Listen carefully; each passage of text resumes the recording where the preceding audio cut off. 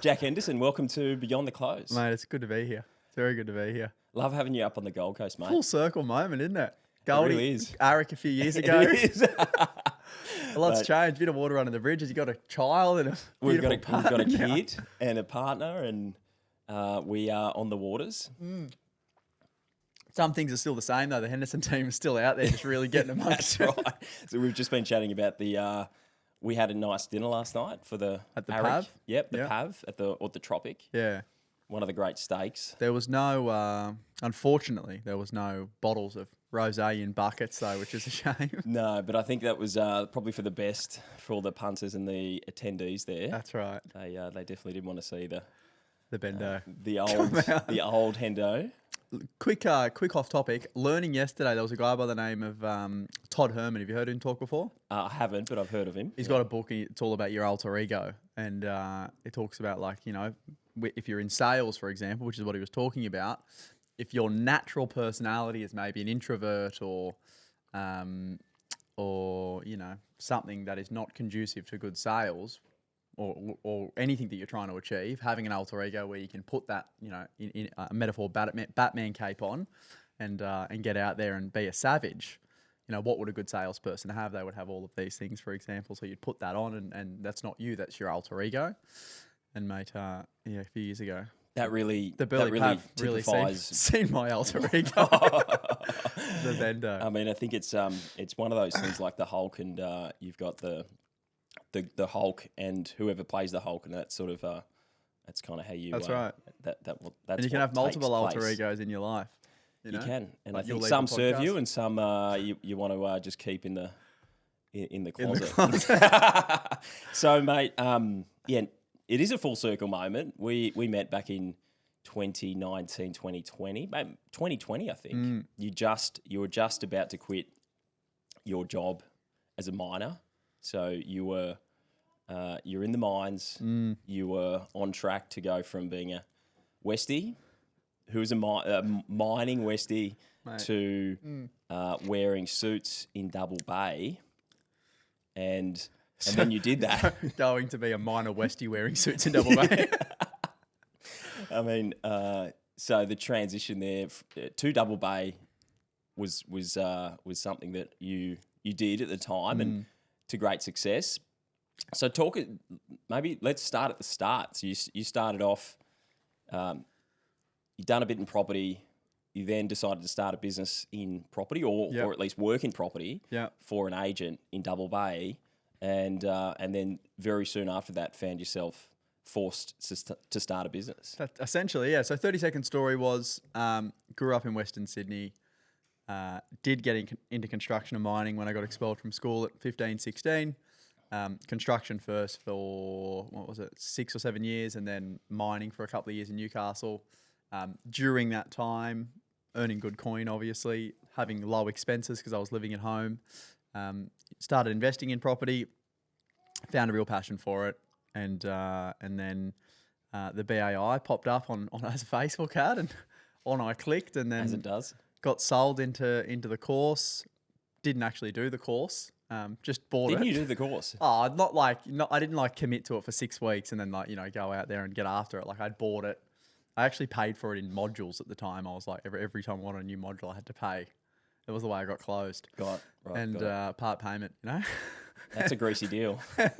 I've never heard of that one before. I didn't hear of that deal when I started. And then anyway, yes. So I paid for it in I don't remember what year it was, but essentially from the time that I enrolled in the course to the time that I transitioned into real estate was 2 years, and I always had that thing that I wanted to do. When I moved to Newcastle, I had 2 years to transition into property and then move back to Sydney. Did that, worked inside of another firm for 12 months, got sacked from them, and I thought, fuck. In true Hendo fashion. In true Hendo fashion, went out with a bang. Anyway, they're out of business now, so it wasn't all bad. And started my own thing, and here we are. And how many? That was 2020, yeah. From my memory, it was 2020. Around 2020, you started Henderson your own in business. in 21. 21. Yeah. So I transitioned from 2020 October to December is when we set up the entity. website and all the rest of it. And then 2021 we launched. And it was you and Sam Black and Me and Uncle Black, Lewis Caps. He was Caps. there. Yep. Had another guy in Newcastle and a videographer, and then Mark, my business partner at the time. That's it. And that was And it. so last night at dinner, I counted 25. What's the team number at total at the moment? Just over 30 inside of the real estate business. Yeah. Got it. Like our admin team wasn't there, accounts and media team and shit were all in Sydney still. That's right. So the growth from a couple of blokes, Still a couple of blokes, really. a few blokes, to 30 plus, and there's been a fair bit of ups and downs along the way. Plenty. So sacked from your first gig, and so forced to start a business. And just on that, I would have sacked me too back then. Why is that? Because I was still a Westy miner at heart. That's right. Working in Double Bay. It just wasn't congruent. Just love the piss. I was just loose. Yeah, got it. Was not conducive to a good culture. That's right. Yeah. Yeah, cool. So I wouldn't have Jack Henderson back then in my business now. Well, you were unemployable. And I think you still are. Yeah. And I think that's probably what most entrepreneurs find themselves. You either have to start a business or you're not going to find a place to work. That's right. So you have to build your own. And over the course of that time, like you've built a team of 30. How many clients now have you served? Oh, fuck. I don't know. What's that? Maybe like near 1,000, I'd say. 1,000. Near 1,000. In that time. Give or take. Yeah, I don't know the exact number, but it'd be about that amount. And how many staff have you served? Have you served as well? How many have come and gone? Because how many eggs had to crack? How many eggs had to be cracked to make the And omelette? they're still cracking. They're still cracking. Oh man, heaps. Like when I first started the business, I had no idea. I still have little idea. I have a little bit more of an idea just from experience. But all of my team, almost all of the team, were younger than me, and they were all friends, not work colleagues. So, when you're not growing a business and you're just happy to, be a larrikin and all the rest of it, it's easy because you don't care. But then as you start to try and grow a business, and then you try to lay down some rules and say, hey, the Jack that you knew 6 months ago, I've got to be a slightly different Jack now. Doesn't go down too well. And I wasn't a very good leader. Last night, for example, I backdoored it early. Everyone stayed there and enjoyed the night. But if that was Jack 2 years ago or 3 years ago, You'd have been leading from the front. I would have been on the stage with no clothes on, sculling piss, and probably still going now. You would be. But you still would have made the appointment here. 100%. I'm sure. I'd have been here. You'd have got the Uber and straight from Hollywood. 100%. 100%. Yes, I wasn't a good leader. Because as a leader, you have to set the example. Yeah, that's right. And I used to set the example, but just in a wrong way, So I was out on the piss with everyone last night, and then I'd come into the office and be like, "Hey, you can't do that. I need you to do this." And they're like, "Hey, you can't say that. I swear I saw you doing that." Yeah, so they weren't congruent. Yeah. So what have you learnt? The lessons learnt over the time. So building the team. So what are the biggest mistakes you feel like you've made? Biggest mistakes are being a friend first and leader second. Now it's leader first and friend second. Not understanding what I valued. That was a big one. And it took me a lot of staff to work out what I did value. Because what would happen is I'd hire someone and be like, awesome, they're great for a little while. And obviously in the interviews, the best you're going to see someone. 3 months down the track, you're like, fuck, I really dislike this person. Like, how come I couldn't dislike you in the interview 3 months ago? And I couldn't work out why. It was like, was it a jealousy thing? Or I just couldn't work out why I didn't like someone or why they really I started to, what's that word? You started to build resentment against. I used to build resentment against staff really easily. What would cause that? Misaligning with my values. But I didn't realize that at the really time. Important. So I was now I know what and our 4 values is like how I live. It's commitment, resourcefulness, selflessness, and loyalty. That's how I live. And if people don't have that, then they don't work for me, or they don't work. And you found that out. Did you have to set those out after you found out that the people weren't gelling? Yeah, with the team? well, I just looked at all the people that have been with me from the start, and I was like, what do I really like about Sam Black, for example? What do I really like about him? And it's like, I love that he's super accountable, super resourceful. He's committed like a beast, you know, like he's been there from the start. He's resourceful in the fact that if he doesn't know something, he'll just go out there and learn it. Doesn't rely on anyone else. He's committed to something, so when he says he's going to do something, he does it. You know, he's loyal to the bone. And I was like, and then all the other people that I've had in my life and I've really gelled with have had those things. So I was like, well, that's obviously the kind of people that I need inside my organization, because then won't build resentment against them. And now I look at my team and they're all like that. And if they're not, they don't last very long. They're out. So, yeah, lessons learnt there, building a team, I think is big. We work with a lot of salespeople and sales teams and people who are building, you know, sales processes. So with 1,000 clients that you've served, you know, you probably personally, because you were doing most of the sales up until like a year ago. Only recently, yeah. Yeah. Which means you've probably completed a few sales 2,000, 3,000 sales calls in a short period of time in a few years. Yeah, I did a lot. Would that be accurate? Yeah, I did a lot of fucking calls. You've done a lot of calls, man. I've seen your calendar. It's cooked. But yeah, man, absolutely.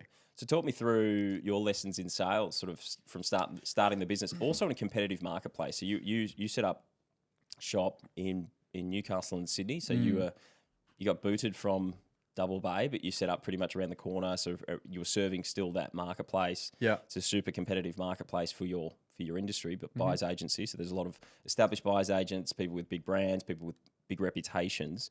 You're a new kid on the block from, you know, from the other side of the border, from the hood.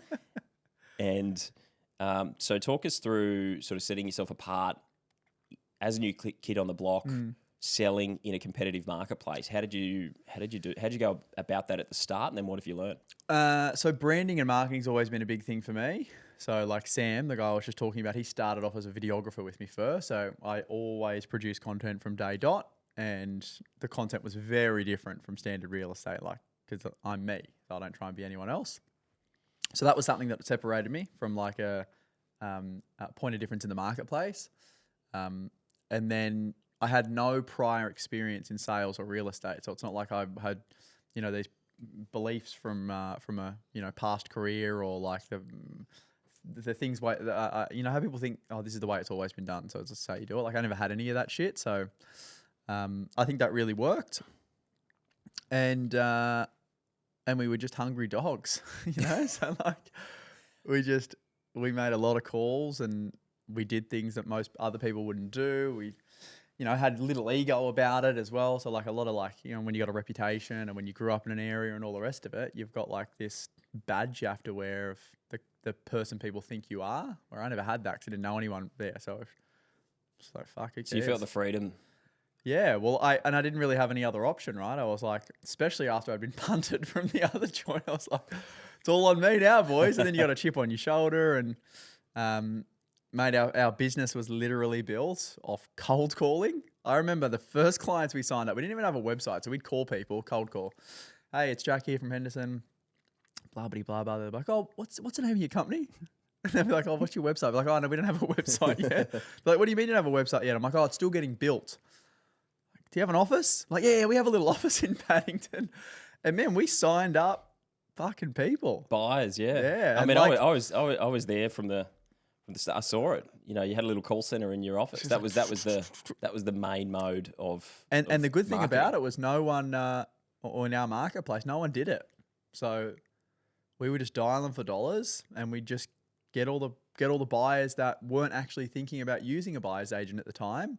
All the buyers that were thinking about using a buyer's agent were getting referred to all the established buyer's agents by all the real estate agents, and that wasn't us. But all the buyers who weren't thinking about using a buyer's agent at the time, and then they started thinking about it, and we were like, hey, a couple of punters here from Paddo. How's your property search going? So where are you stuck? And Mate, so you're getting top of funnel clients, people who had sort of had no idea about what a buyer's agent was, but they were looking for property. Yeah, that's so they right. What do you call it? They're problem aware. That's right, problem aware, but not solution aware. That's so right. you were sort of bringing them right down the funnel, which takes a lot of grunt work. We're just hammering it. And you were happy to do the grunt work. Absolutely. Well, when you're getting 40 or 50 grand to do a bit of grunt work as a fee, you're like, it makes sense. For sure. And mate, the first, not 20, what was it, 2020, 2021, man, we did 155 or 160 transactions That was your first year in biz. yeah. It's unbelievable. Mate, it was crazy. And like momentum just built so quickly because people were like, who the fuck are these people? And they're just like, we were just doing deals. Because you got so many clients, we're ringing the agents nonstop. It was all owner occupier stuff back then. And, mate, that was it. And then obviously that I was everything from start to finish. I was dialing for dollars. I started to do less cold calls as I had the team to do it, but then I was doing all the sales calls. I was doing all the inspections. I was doing all the negotiating, and mate, it was off its head. How many hours a day? I don't know. So you're always working, right? It's not like we get to the office at probably 7:30, and then we're leaving at probably 6:37. But then you go home, you're doing content, you're doing calls, you're on the WhatsApps, So it's just a life. So branding was a big part of it as well. So branding and cold calling. So top of funnel, getting people aware. Brand. Obviously, work ethic is a big one. Like without that, it all doesn't work. The way that I used to sell was like knowledge. I used to sell through just pushing my knowledge onto people, and they're like, "Fuck, this guy knows what he's talking about." And I'm like a big personality seller as well. So like, probably not the best way to train other salespeople because not everyone has it naturally. But I just use a personality sell. So you just turn up as you. Yeah, that's right. Flex a bit of knowledge, and you have a structure in the way that you go through discovery and then labeling, and then you fucking try and close them and all the rest of it. Like I had a structure of which you taught me. Yeah, which I gave you. Yeah, and you learn it, by the way. Which I was always impressed with because you were so busy. You were wearing every hat, and but you took the time to learn it. When you had a process in front of you, that's right. I like selling through a structure, just like not a script. I was like, yeah, this is where you have to go, and then you want to transition into this, and then transition into this, and then transition into this, and then. But I guess the bad thing about personality selling is I wasn't much of a chameleon, so I got on a call with someone that I didn't match with. I was like, fuck off, I'm out. See ya. So that's you're leaving money on the table. Yeah, I saw that happen a few times as well. So branding's a big thing. I think a lot of people who are starting a business, they have imposter syndrome and they're scared of what people are going to think about them. So you kind of take that to the extreme, and you've proven that doesn't matter if someone's talking good about you or bad about you, as long as they're talking about you, that's it. Success is going to find you. Just talk. So you have had you've had a very large television show that did a 6-month deep dive into your business and put out a smear, basically what was a smear campaign with no substance. They loved it. Which was trying to discredit you. So for most companies, that would have, meant disaster. You've got other. It meant disaster inside of our company too. Well, let's chat about that. Let's chat about that because that was disaster. That was the.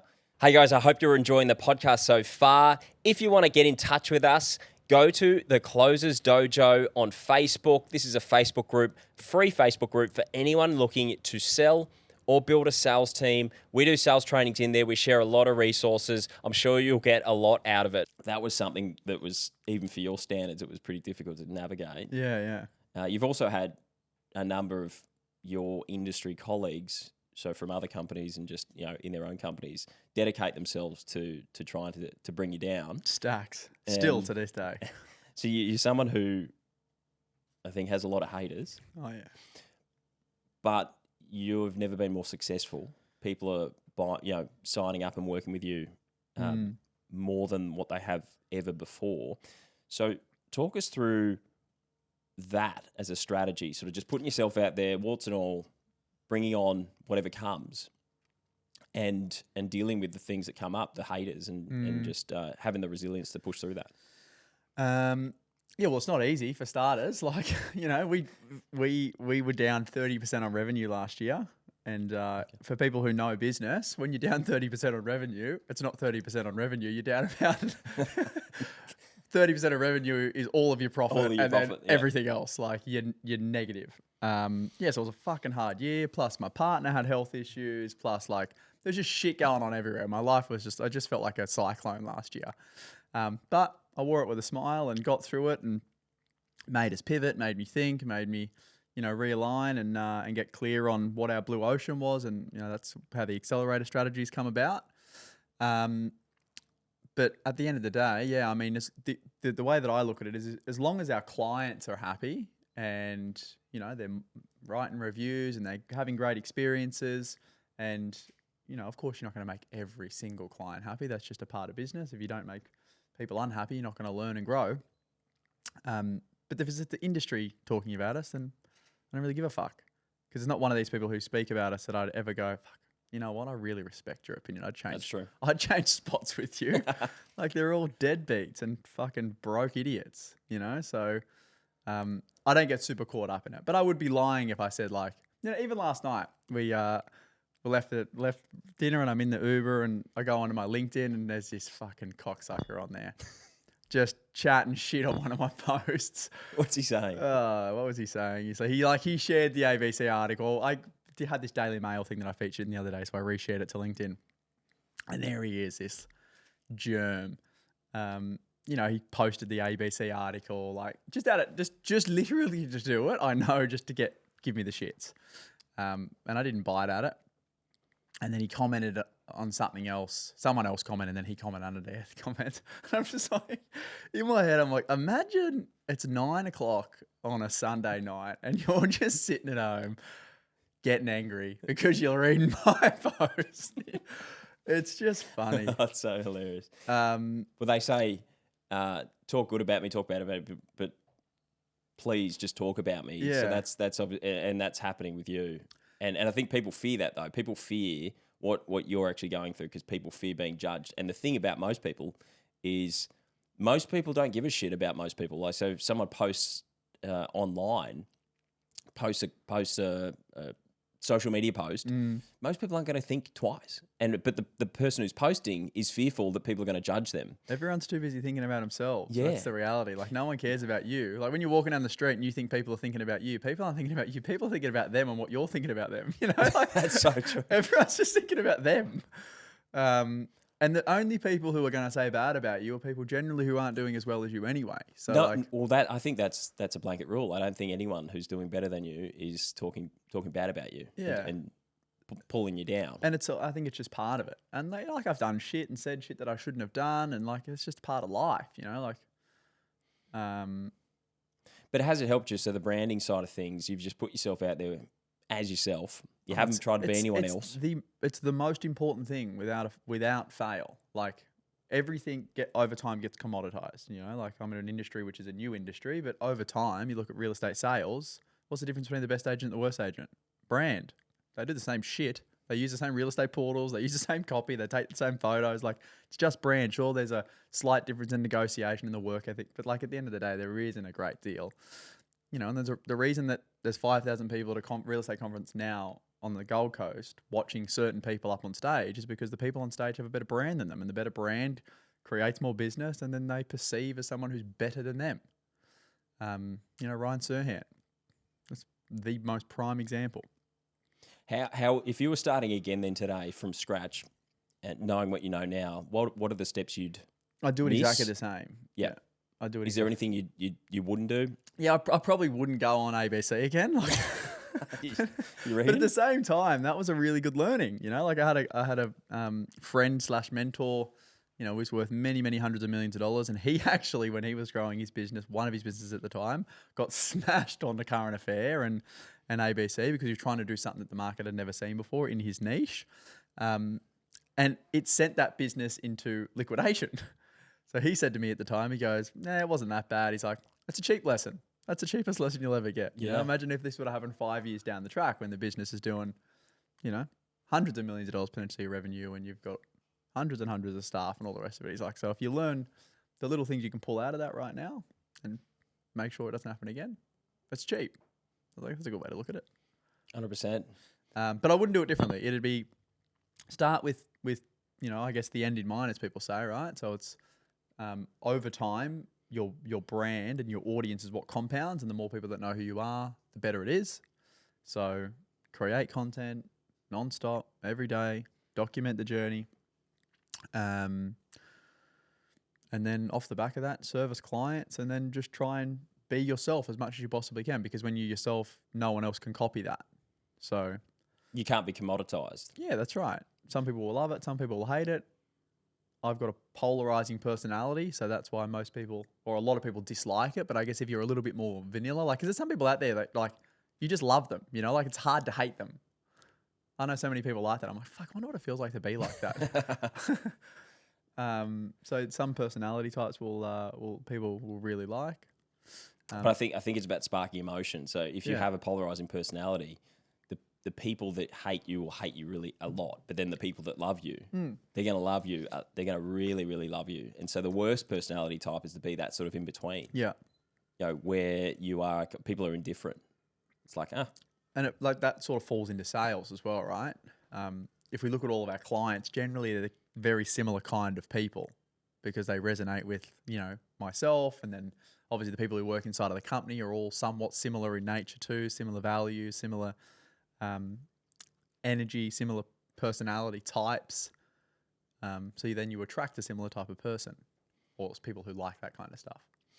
With selling, what do you think are the biggest tips that you would now, after having completed like 2,000, let's say 3,000 advantage sessions, selling, you know, 1,000 plus clients, what are some of your tips that you'd sort of give people who are starting to sell or who are in sales who want to get better? So I think the thing that I and this is where brand becomes super important. You've taught me about status and how important that is on a call. Mate, when I jump on a sales call now, my status is here because all these people have followed me online all the time. Like a lot of the time they don't, oh, fuck, we're really talking to Jack. So like straight away, it's like they're eating out of the palm of your hand. So that's why branding is so important, right? Because the more people who know who you are, the higher your status. It's so much easier to sell people. And even with the sales team now, I don't do a lot of the sales calls. But if I look back to when I was doing the outbound dials, I was no different from anyone else. No one had heard of who I was. My story wasn't really out there as much as it is right now. Like if you Google Jack Henderson now, you're going to see much more than what you would have 4 years ago. It was harder to sell. So it was like a lot more grunt work, a lot more follow up, a lot more, doing things for free to try and get people on, like showing them off market properties. And where now it's the pendulum swung, and you imagine then what that looks like in 5 or 10 or 15 years time, right? It's that brand just gets bigger and bigger and bigger. Your status gets higher and you can charge more. It's easier to sell. And that's like your point of difference. It's like, well, you have authority. If you can bring authority to a sales call that's preceding you. So if you have a reputation, people can look you up. If they can find stuff about you before they jump on that sales call, then they're already seeing you as an authority, as a leader. That's a big thing we notice now. Yeah. The trust is just through the roof. Yeah, and it's the trust of an individual as opposed to a company. Because like there's a lot of really great companies out there, but I think having trust as an individual brand, as a personal brand, and then people coming to the company for the individual, I think it's much easier to sell. So starting again with brand then, what are the quickest ways for someone who doesn't really have a brand? What do you think some of the quickest ways to start building trust and authority in their marketplace? Just talking about personal experiences and things that you were learning. Gary Vaynerchuk says it best. It's like document, don't create. So don't try and create content and talk about shit that other people talk about. Just talk about your own experiences, things you've done for other clients. You know, story-based content is the best content. If for example, if you're getting started in an industry, talk about your journey, what you learnt that day, things you're hearing on the field. Like I think where people go wrong with content is they talk about shit that they have never done before, and it comes across inauthentic, and that's why they don't get traction. Well, I've always just spoken about, and I've obviously gone through stages where I just talk about stuff and I'm like, fuck, I need to stop doing that and just talk about what I know. But I think when you talk about your personal experiences and you just document, like that's the stuff that no one else can create. Alex Hormozy talks about creating content that no one else can create. It's like, when you have like a limited edition one of one, I think it's because it's your story. That's right. So create content that no one else can create. So it's like, instead of creating a bit of content, which is like, here's the 3 best sales tips in 2024, anyone can create that content, right? A better bit of content would be, here's how, or here's the top 3 sales tips that I've used in 2024 to sell over 1,000 clients. That's powerful. No one else can create that, right? Because no one else has your story, and then you can talk about the 3 things. And video versus written content for you, what's performed better? I'm much better on video. I'm not good at writing. I always fuck up things. But I have like a system now. So, for example, we'll do this podcast. It'll get chopped up. It goes on, all the subtitles and shit get put on. It goes into Reels. Then I've got a copywriter who creates all my articles off the back of it. I've now got that same copywriter. Every time he creates an article, he creates a LinkedIn post off the back of it.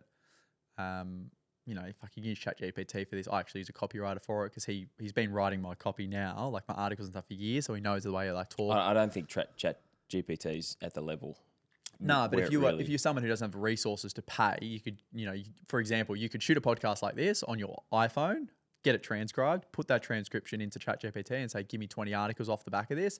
That'll give you the outline of 20 articles or 20 posts. Then you could go in yourself and edit it so it sounds more like you, so you're not having to think about it from the start. Matt Gray spoke about it at ARIC yesterday about it's creating that pillar piece of content, which could be a podcast, which could be, if you are someone who's good at writing, which could be an article that you've written that you turn then into all these other things. You create a script off the back of it, which you do a video for. You just need to create one pillar bit of content and then everything comes off the back of that. And that's it. But video content is usually the easiest content, and TikTok's probably the best platform because you get huge organic reach now. You can have 0 followers, create one video and have millions of views. Like Sam Black's girlfriend, for example. Girlfriend. Oh. No, not wife. Yeah. Nearly wife. She's a recent mum. Had never used TikTok before, other than being a consumer on there. She never created content. Recent mum, always at home with baby Isla. Starts to get interested in like bras for breastfeeding and stuff like that. Obviously, as you do when you're a mum, you don't think about that shit before you're a mum. And then she's like, I want to create like a brand that, because all these bras are shit. She's tried. So then she just starts creating mum-related content, which is just like, things like, I don't know, I don't have a kid, but obviously shit happens during the day. Yeah, and she's like, funny shit. And then she just starts creating this content. Has like next to no followers. And she has like a few videos now that have millions of views per video and like thousands and thousands of comments just because she created a bit of content. They got a little bit of traction and blew up, and like off the back of nothing. It's fucking wild. That's crazy. So hard tips. How many times a day should people post? As many as possible. I think 3 times is a really good like cadence to get in because you can do first thing in the morning, post, midday when you're having lunch, post, and then evening when you go home, post. Keep it personal. Keep it to personal experience. And I think, what I think off the back of that, I think it creates a lot more connection with your audience because especially if you're someone who people, let's say you've got a business but no one really knows about it. So you start posting about your business or your industry, you start coming out with anecdotes or observations, which are hard fact. So you're talking about them like, hey, these are the 3 things, the 3 biggest mistakes that people make. People are like, who the fuck are you? Yeah, like, who the fuck are you? And it actually turns people off because you're speaking from authority, but people don't really see you as an authority yet. So 100%. If you can speak, hey, this is my experience. And people are scared to share things. So like even this ABC thing, most people would try and like push that under the rug after it had come out, right? Because they're like, oh, fuck, you don't want to keep bringing that up. Like, who gives a fuck? Like, share it because it's real. People who are going to like you are going to like you even more, and people who are going to not like you are always not going to like you anyway. So I think like sharing all of the stuff, good and the bad, and just being authentic and putting it out there is so good. And I think I always look at like celebrities and people who get caught up in like scandals and shit like that. The reason it becomes a scandal is because it's secretive and then it comes out. If everyone knows everything about you, nothing can ever be a scandal. Like, well, most of the time with the celebrities, they're the ones who are tipping off the paparazzi. They're the ones who are bringing the attention to them. They're the ones who are releasing the scandal. I think the more out there, the more open and honest you can be about things, the less people then can say or try and smear you because it's like, of course, I've shared that before. Everyone knows that shit. I think it's powerful. So just be authentic and just share your personal life experiences because no one has that. And everyone has an interesting story. Like everyone's story is in some facet interesting. You just got to work out how to share it, I think.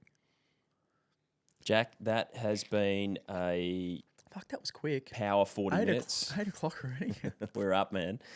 But also just as an anecdote, the reason why Shani and I are here today with a little baby is because of our working relationship. And mate, so you're you create and bring people together. That's what it's all about. How good's that? Mate, the swingers club I started a few years ago is going strong.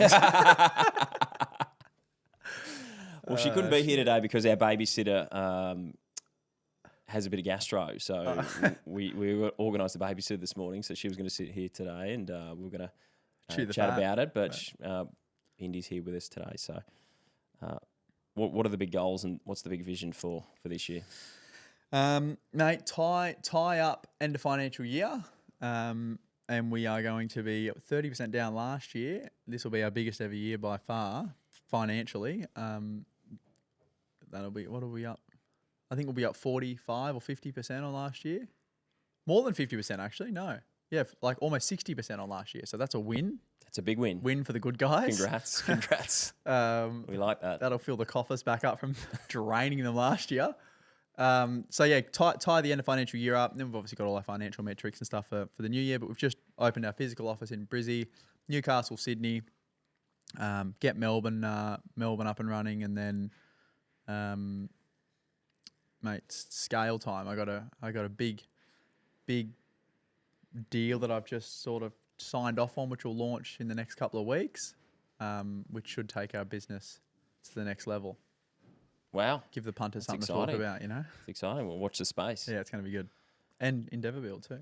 There it is. There's businesses. And so you've got it doesn't work out in property, I'll just put the fucking... You've got weddings as well. Yeah, weddings. Yep, absolutely. Wedding venue. Well, it come off the back of you guys. So I thought, fuck, I'm starting relationships now. Mate, we actually have... We're not married, so we have to... we've been chatting about where we would get Settlers married. Rest. And I think it has to be. Top of funnel, bring them down. Problem where? Buy them a house. Problem where? Need to have a wedding. That's right. Buy a house, bang, have a wedding, and then probably something to do with divorce off the back end of that, which will be... Oh, mate, the whole customer journey. That's right. And recycle them back in top of funnel. It's been a laugh. It's been fun, mate. Thanks for jumping on. Thanks, bro.